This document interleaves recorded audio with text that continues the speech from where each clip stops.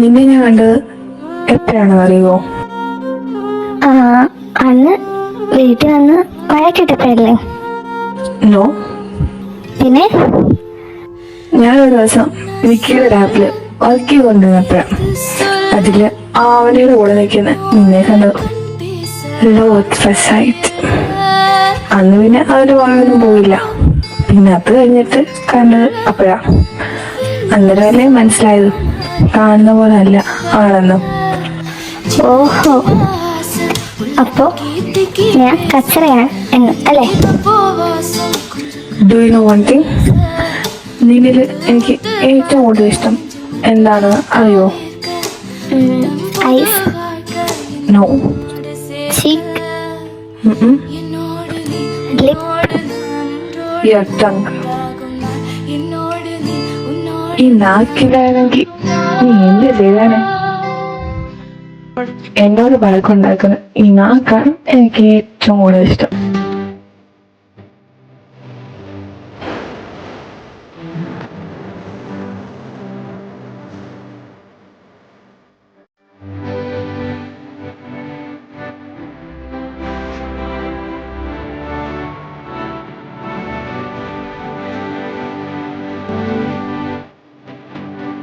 നിന്റെ വയറൊക്കെ ചാടി കേട്ടോ.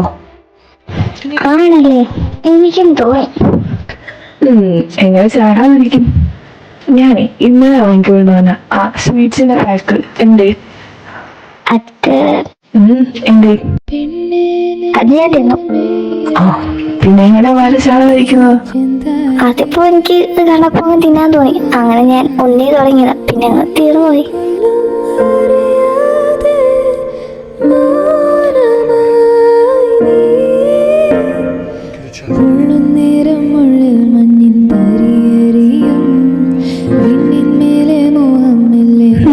കുഴപ്പമില്ല. I like this.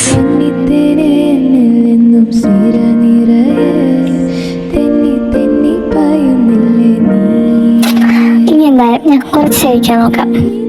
ഇനി കുറച്ചൊന്നും കഴിക്കണ്ട, നല്ല രസമുണ്ട്. ഇനി വാങ്ങുമ്പോ 2-3 പാക്ക് വാങ്ങാം. അപ്പൊ കുഴപ്പമില്ലല്ലോ. അത് ശരി, അപ്പൊ എന്നെ തടിച്ചാക്കാനുള്ള പ്ലാനാണ് അല്ലേ? നല്ല രസമല്ലേ ഇതൊക്കെ?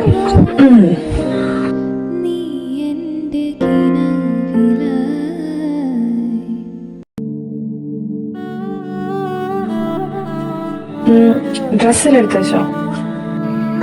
വെച്ച്. ഇപ്പോഴും വേണമെങ്കിൽ തീരുമാനം മാറ്റാം. തൽക്കാലം തീരുമാനം മാറ്റാൻ യാതൊരു ഉദ്ദേശവുമില്ല. എന്റെ മോൻ ഡ്രസ്സൊക്കെ എടുത്ത് വെച്ചേ. നീ എടുത്ത് വെച്ചില്ലേ? കുറച്ചെടുത്ത് വെച്ച്. പിന്നെ വല്ലോണ്ടെങ്കിൽ എടുത്ത് വെച്ചേ. അതൊക്കെ മതി. 2 മാസം, അത് കൂടുതലില്ല. Okay okay.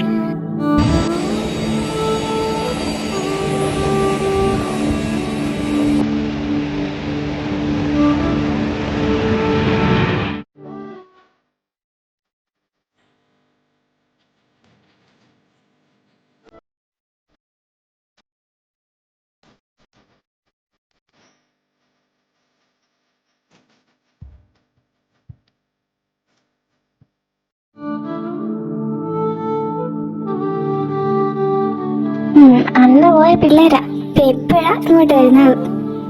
എന്ത് ചെയ്യാനാ, ഓരോരോ തിരക്കായി പോയില്ലേ? അതല്ലേ. ശരി ശരി, ഇടയ്ക്ക് വിളിക്കുന്നോണ്ട് ഞാൻ ക്ഷമിച്ചിരിക്കുന്നു. ഓ ആയിക്കോട്ടെ. അല്ല, ഇവിടെ എന്താ സ്പെഷ്യല്? ഇവിടെ എല്ലാ സാധനം ഇവിടെ. നിനക്ക് എന്ത് വേണോ അത് തരാം. 2 ദിവസം നിന്നിട്ടല്ലേ പോത്തുള്ളൂ. ഇവിടെ 2 ദിവസം, പിന്നെ അത് കഴിഞ്ഞ് ബാക്കി വീട്ടില്. കണ്ണൻ്റെ അച്ഛനൊക്കെ ഇവിടെ ആയിരുന്നല്ലേ? അതെ. അച്ഛനും അമ്മയും ഇപ്പോ 3-4 മാസമായിട്ട് ഇവിടെ ഉണ്ട്. ഒരു വീട് വാങ്ങിയിട്ടേക്കുന്നതുകൊണ്ട് കുഴപ്പമൊന്നുമില്ല അല്ലേ? എപ്പോ വേണമെങ്കിൽ നമുക്ക് അതനുസരിച്ച് വരാമല്ലോ. അതെ.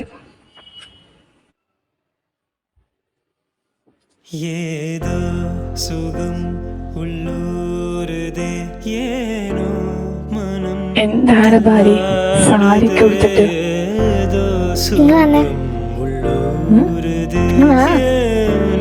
മനം തല്ലാടത് വിരൽകൾ തൊടവാ. എന്താ എന്റെ അടുത്ത് പറഞ്ഞില്ലേ വളരെ സ്വീറ്റ്സ് എല്ലാം കഴിച്ചിട്ടാ ഇവരിങ്ങനെ വേർത്തിരുന്നേന്ന്. എന്നാല് അതുകൊണ്ടല്ല, ഇതിനുള്ളിൽ ഒരു ചെറിയ ബാധയുണ്ട്, അതുകൊണ്ടാ. ശരിക്കും? ശരിക്കും.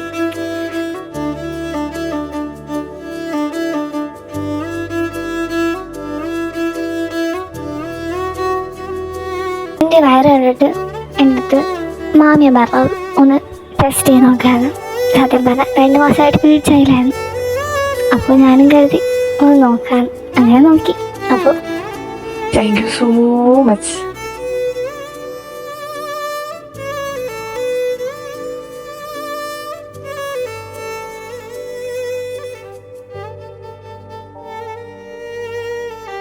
ഇതെല്ലായിടത്തും പറഞ്ഞോ? ഇല്ല.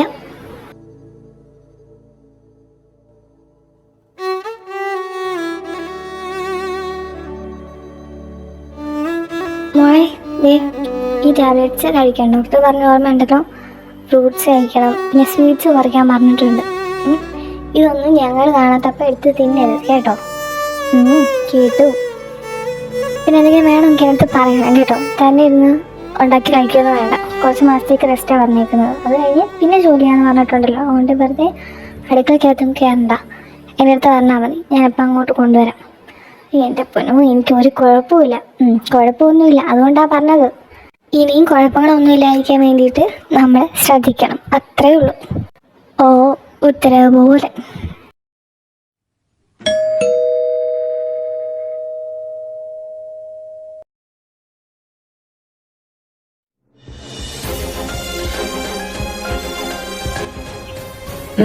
എന്താ?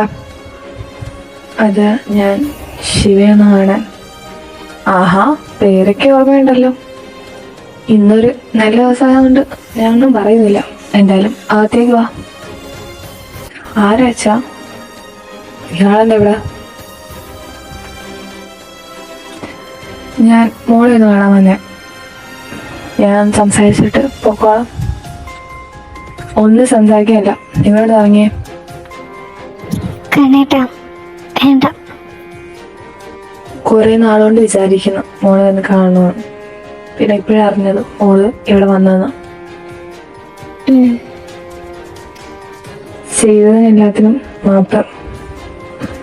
നിങ്ങളടുത്ത് മാപ്പ് ചോദിക്കാൻ പോലെയുള്ള അവകാശമില്ല എന്നെനിക്കറിയാം. ഏതായാലും ചെയ്തു തെറ്റിനെല്ലാം ഞാൻ മാപ്പ് ചോദിക്കുക. പിന്നെ ക്ഷമിക്കാനൊന്നും ഞാൻ ആരോടും പറയുന്നില്ല. അതിന് ഞാൻ അർഹനുമല്ല. കുറേ നാളായിട്ട് ഇപ്പോൾ ഒറ്റയ്ക്ക് താമസിക്കുന്നത്. എല്ലാവരും ഉള്ളപ്പോൾ ആരുടെയും വില ഞാൻ അറിഞ്ഞിരുന്നില്ല. പക്ഷേ ഇപ്പോൾ എനിക്ക് എൻ്റെ തെറ്റുകളെല്ലാം മനസ്സിലാവുന്നുണ്ട്. ഇപ്പോൾ ഞാൻ വീട്ടിൽ ഒറ്റയ്ക്കാണ്, കൂടെ ആരുമില്ല.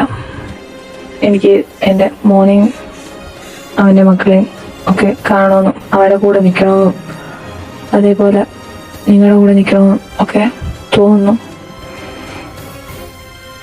എന്തോ ഇത്രയും നാളായിട്ട്, ഇത്രയും പ്രായമായിട്ടും എനിക്ക് ഇങ്ങനൊന്നും തോന്നിയിട്ടില്ല. പക്ഷെ ഇപ്പോൾ ആരില്ലാത്തപ്പോൾ എന്തോ ഒരുപാട് വയസ്സായതുപോലെ തോന്നലായിരിക്കാം ഈ കിളവൻ്റെ. എന്തായാലും പറ്റുമെങ്കിൽ വീട്ടിലോട്ടൊക്കെ വരണം. പിന്നെ വിക്കിയോടും പറയണം. ശരി, എന്നാൽ ഞാൻ ഇറങ്ങുക. ഒരുപാട് നേരം ഇവിടെ നിൽക്കുന്നില്ല. എനിക്കറിയാം നിങ്ങൾക്ക് ഞാൻ വന്നത് ഒരു ബുദ്ധിമുട്ടാണ് എന്ന്. എന്നോട് ക്ഷമിക്കണം മോളെ.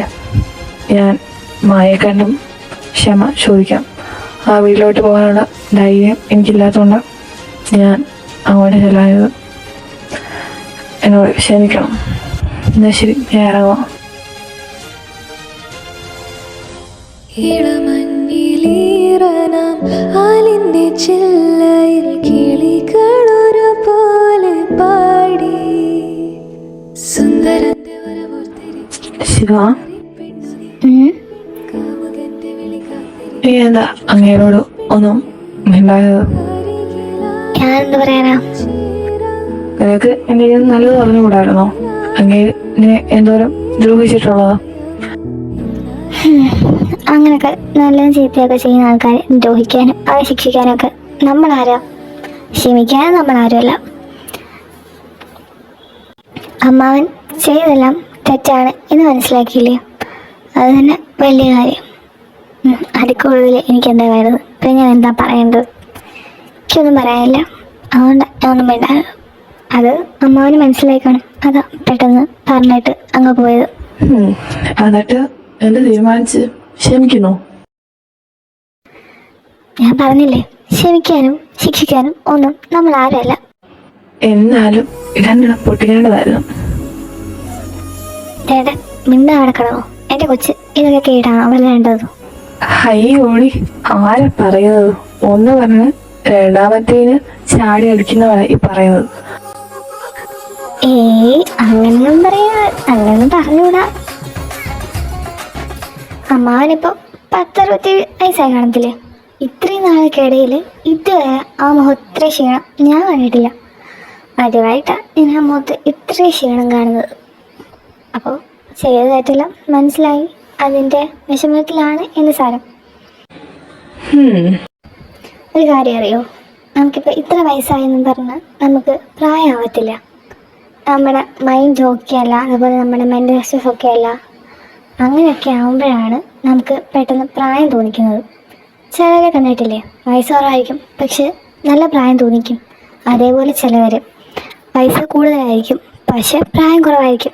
ഇതൊക്കെ നമ്മുടെ മൈൻഡിനെ ഡിപ്പെൻഡ് ചെയ്തിരിക്കും. അമ്മാവന് ഒത്തിരി വിഷമമുള്ളതുകൊണ്ട ഇപ്പോൾ ഇങ്ങനെയൊക്കെ. എന്തായാലും ഇവിടെ വന്ന് മാപ്പൊക്കെ പറഞ്ഞില്ലേ, ഇതൊന്നും ഞാൻ മനസ്സിൽ പോലും കണ്ട കാര്യങ്ങളല്ല. നീ അതൊന്നും ആലോചിക്കണ്ട, നീ ഇപ്പം പറഞ്ഞാൽ നോക്ക്. എന്റെ ഭാവിക്ക് വിശക്കുന്നുണ്ടോ? വായിക്ക് വിശക്കുന്നില്ലല്ലോ. അങ്ങനെ പറയരുത്. വിശക്കുന്നുണ്ടോ? ഇല്ല. എന്തേലും ബിരിയാണി എല്ലാം വേണോ? ഞാൻ വാങ്ങിക്കൊണ്ട് തരാം. സാധാരണ ഹസ്ബൻഡ്സ് ഒക്കെ ഈ രാത്രി കുത്തിപ്പൊക്കി വൈഫ് വിടുമ്പോൾ ഇങ്ങനെ മടുത്തുകൊണ്ടാണ് വിളിക്കാറ്. പക്ഷെ ഇവിടെ നേരെ തിരിച്ചാണല്ലോ. അതെന്തെങ്ങനെ? എന്റെ ഭാര്യയ്ക്കും കൊച്ചിനും വേണ്ടിയിട്ടല്ലേ, അപ്പോൾ എനിക്ക് യാതൊരു മടുപ്പും തോന്നത്തില്ല. പിന്നെ അതുപോലെ നമ്മൾ ഒരുമിച്ച് ഇന്നലെ കഴിക്കല്, അതുകൊണ്ട് എനിക്ക് പ്രത്യേകിച്ച് ഒന്നും തോന്നത്തില്ല.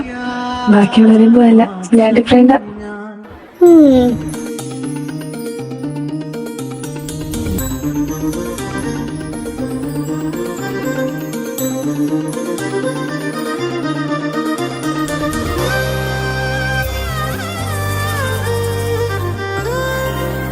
ഹായ്, എൻ്റെ കൊച്ചിനെ കേട്ട മാറി ഇങ്ങോട്ട്. ഹായ് വാവേ, ഡേ കുഞ്ഞു വന്ന്. നിങ്ങളിതെപ്പം വന്ന് വെക്ക്? എപ്പോഴായിരുന്നു ഫ്ലൈറ്റ്? ഒന്നും പറയണ്ട. ഒരാൾ ഇവിടെ തുടങ്ങിയതാ. ശിവ പ്രഗ്നന്റ് ആണെന്ന് അറിഞ്ഞവൻ തൊട്ട് അവിടെ കന്ന് കയറ് പൊട്ടിക്കാൻ ഇവിടെ വരണമെന്നും പറഞ്ഞു. പിന്നെ ഒരുപാട് വാശി പിടിക്കാൻ എനിക്ക് പറ്റത്തില്ലല്ലോ. എനിക്ക് കൊച്ചിനെ കാണട്ടെ, കുറെ നാളെയല്ലേ ഇവിടെ വന്നിട്ട്. Day Shiva juice. ആഹാ, ഇതാര് ആവണി വിൽക്കുവോ? എൻ്റെ പൊന്നു വച്ച് നീ വയറും പിടിച്ച് പെട്ടെന്ന് ഓടി എത്തേണ്ട കാര്യം ഉണ്ടായിരുന്നോ? ഞങ്ങൾ തിരിച്ച് അങ്ങോട്ട് തന്നെ വരുന്നത്. എന്നാലും എൻ്റെ മാവയ്ക്കുള്ള ഒരേ ഒരു കുഞ്ഞല്ലേ ഞാൻ. പിന്നെ എനിക്കുള്ള ആപ്പയുടെ ചേച്ചി അത് ഇവിടല്ലേ. അപ്പോൾ ഇവിടെ ഇങ്ങനെ പ്രഗ്നൻ്റായിട്ടിരിക്കുമ്പോൾ എനിക്ക് ഒന്നും കാണാതിരിക്കാൻ പറ്റുമോ? അതൊക്കെ നല്ലതാ, സ്വന്തം ഹെൽത്ത് കൂടെ നോക്കണം. ഈ അകത്തടക്കം 4-5 മാസം കഴിയുമ്പോൾ ഇനി വരും. അന്നേരം അമ്മ നോക്കിയില്ലെന്ന് പറയും. എൻ്റെ ബോയ് സ്ട്രോങ്ങാ അല്ലേ? ആഹാ, ബോയ് ആണെന്ന് അങ്ങ് തീരുമാനിച്ചോ നീ? പിന്നെ അല്ലാതെ എൻ്റെ കൊച്ച് സ്ട്രോങ്. ഞാൻ വിഷമിച്ചിരിക്കുമായിരുന്നു. എനിക്ക് മുടി ചീപ്പി കൊടുക്കാനും പൊട്ടിട്ട് കൊടുക്കാനും കളിപ്പിക്കാനൊക്കെ ഒരു ബേബി ഗേൾ ഇല്ലാത്തതുകൊണ്ട് എന്തായാലും ഇപ്പോൾ അങ്ങ് മാറി. ഇതെന്തായാലും ബേബി ഗേളാ. ബേബി ബോയാ അല്ല ഗേളാ? എൻ്റെ പോനെ ആരെങ്കിലും ആവട്ടെ. ഈ രണ്ടെണ്ണം ഒന്നിരിക്കോ? 2 പേർക്കുള്ള ജ്യൂസ് ഞാൻ ഇപ്പം കൊണ്ടുവരാം. എന്തുവാ ഇത്? ഒരിടത്തുനിന്ന് എസ്കേപ്പ് ആയിട്ട് വരുമ്പോൾ അടുത്തടുത്ത്. ഇത് പറ്റത്തില്ല, ദിസ് ഈസ് നോട്ട് ഫെയർ. ഒന്നും മിണ്ടണ്ട, കൊടുക്കരുത് കുടിക്കുക, അല്ലാതെ ഇവിടെ യാതൊരു ഓപ്ഷൻസും ഇല്ല. അവിടെ അമ്മയത്താണെങ്കിൽ എന്തെങ്കിലും പറഞ്ഞിരിക്കാം, ഇവിടെ എന്നെ കൊണ്ട് കുടിപ്പിച്ചിട്ടേ പോകത്തുള്ളൂ. അതുകൊണ്ട് നീ പേടിക്കണ്ട, നമുക്ക് ഷെയർ ഇട്ട് പെട്ടെന്ന് കുടിച്ചങ്ങ് തീർക്കാം.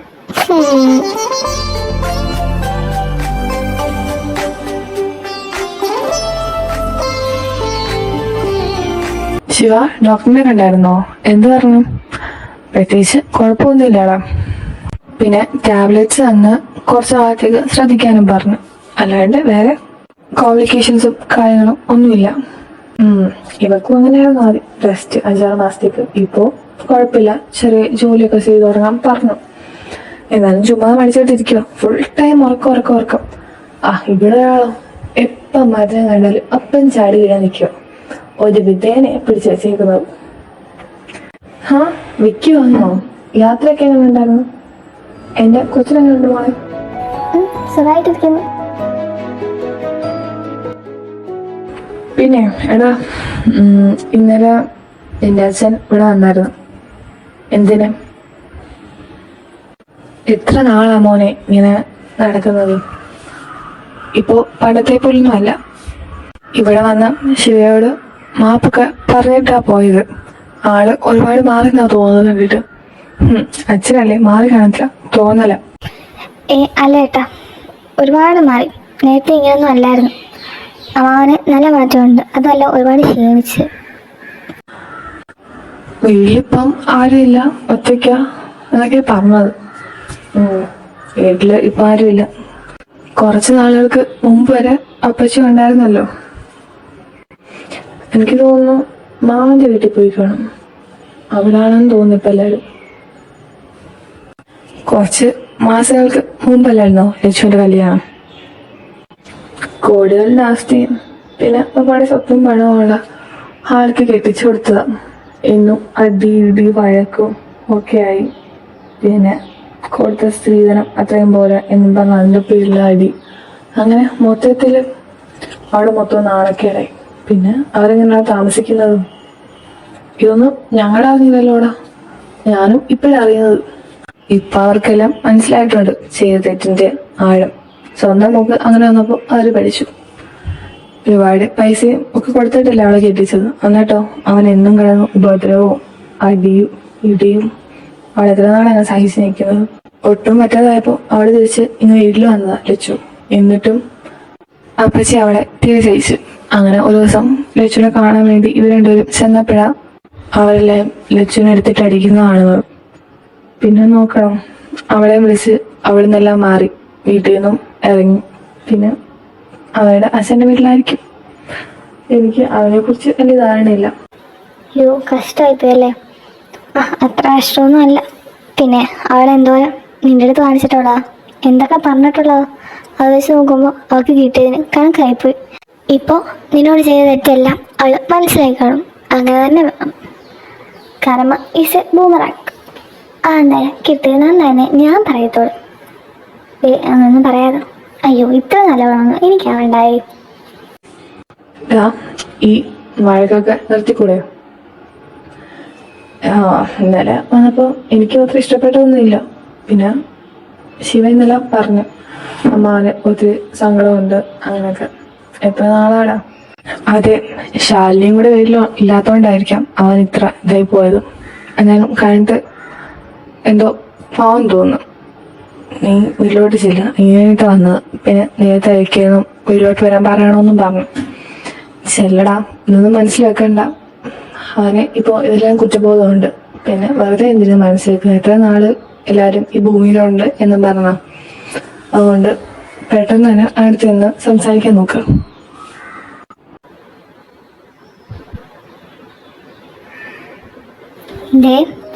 ഡേറ്റിങ് അടുക്കാനായി. എനിക്ക് പേടിയാവണം. നീ എന്താ പേടിക്കുന്നത്? എന്റെ കൂടെ ഞാനല്ലേ. എന്നെ ഒറ്റയ്ക്കാക്കല്ലേ, എൻ്റെ കൂടെ വേറല്ലേ റൂമിലും. ഉറപ്പായിട്ട് ഞാൻ വരും.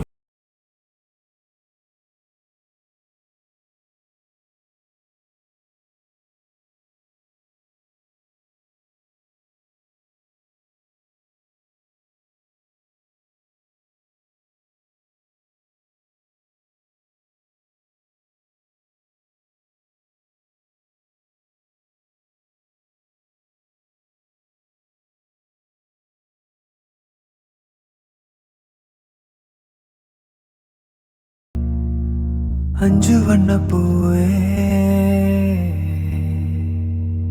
ഓ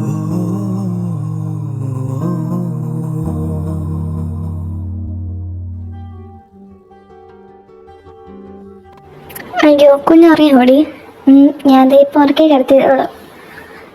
കഷ്ടായിപ്പോയി. ഇപ്പോൾ ഉണർന്നിരിക്കാതെ ഇവിടെ നിന്ന് കരവില കരഞ്ഞേനെ. ദേ ഈ ഉറങ്ങുന്നാണെ കൂടി വിളിച്ച് ഉണർത്തിയേനെ. ശിവ, അച്ഛൻ ഇങ്ങനെ അങ്ങോട്ട് കൂട്ടിക്കൊണ്ട് ചെല്ലാൻ പറഞ്ഞു. ഞാനോ?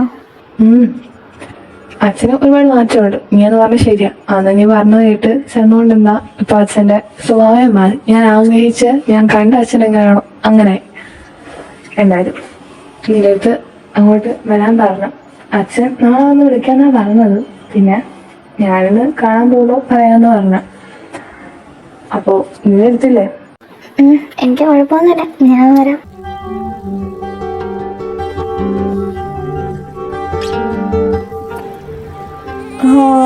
കരയില്ലേ, എൻ്റെ തോന്നുന്നില്ലേ കരയിലെ കഷ്ടമുണ്ട്. ഇതേ കഴിച്ചേ ശക്തി കരയില്ലേ. വാടേ ഇതേങ്ങ അച്ഛൻ എടുക്കാലോ. കരയില്ലേ, കരച്ചു എടുത്തില്ലല്ലോ. പാൽ കൊടുത്തോ? കൊടുത്ത്. എന്തിനാ ഇങ്ങനെ അറിയാം? ഇങ്ങ ഞാൻ എടുക്കാം. ഓ കരച്ചു നിന്നില്ല ഇതുവരെ. ഞാൻ എടുക്കാം. ഇതെന്ത് പാടേ, ഇത്രയും പേര് തട്ടി കുറിച്ച് കരച്ചു മാറ്റാൻ പറ്റുന്നില്ലേ? ഇനി വാ, ഞാൻ എടുക്കാം.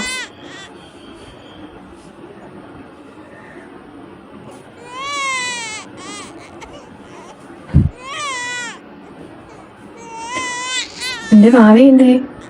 ചക്കര എന്തിയോ?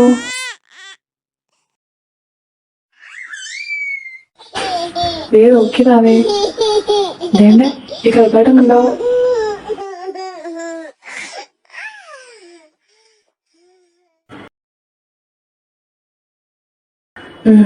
നിങ്ങൾക്ക് ഒരുപാട് മാറ്റമുണ്ടല്ലോ. ഒന്ന് പോയി ഇവിടുന്നു. പിന്നെ ആ വീട് മാറ്റാറായില്ലല്ലേ? ഇതെങ്ങനെ വെച്ചിട്ട് കുളിച്ചെടുത്തോട്ട് ചെന്നോണ്ടല്ലോ. നീ പൊടി, അത് എന്റെ കൂടെ കൊച്ചാ.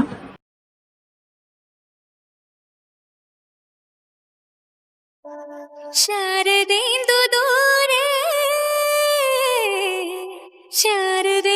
ദൂരെ ദീപാങ്കുരമായി ആദരച്ചു നീ വിളക്കുള്ളിൽ വെക്കവേ ഘനശ്യാമയെപ്പോലെ ഖയാൽ പാടിയുറക്കാം. Shiva, Shiva, I love you. കണേട്ടാ. ഇന്നു വന്നുവോ എന്റെ ജാലകത്തിലെ രാത്രി മൈന കാതിൽ മൂളിയോ? ചാന്ത് തൊട്ടില്ലേ നീ ചന്ദനം തൊട്ടില്ലേ? കാറ്റു ചിന്നിയ ചാറ്റൽ മഴ ചിലങ്ക കെട്ടിയില്ലേ?